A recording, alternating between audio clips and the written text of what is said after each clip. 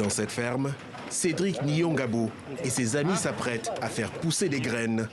Ils les étalent sur des plateaux métalliques et les arrosent. C'est normal, la technique s'appelle le fourrage hydroponique, une méthode novatrice car les plantes vont pousser sans la terre et avec très peu d'eau. Nous utilisons des graines de blé ou de maïs de bonne qualité. Et puis on cultive sur ces plateaux en aluminium galvanisé, inattaquables par la rouille. Et puis on lave ces graines afin que les vaches aient une alimentation saine. Le processus de germination dure quelques heures. On fait la germination pendant quelques heures, puis on arrose. Et 7 jours après, c'est la récolte.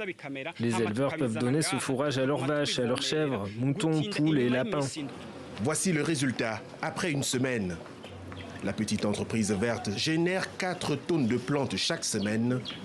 Le Burundi subit la pression démographique qui entraîne le manque de terres cultivables.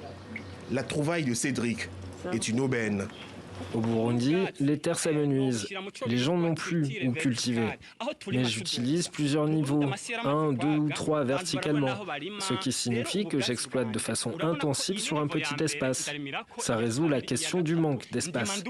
Sur 50 mètres par 50 mètres, j'ai la même production que celui qui utilise 4 hectares pour le fourrage habituel.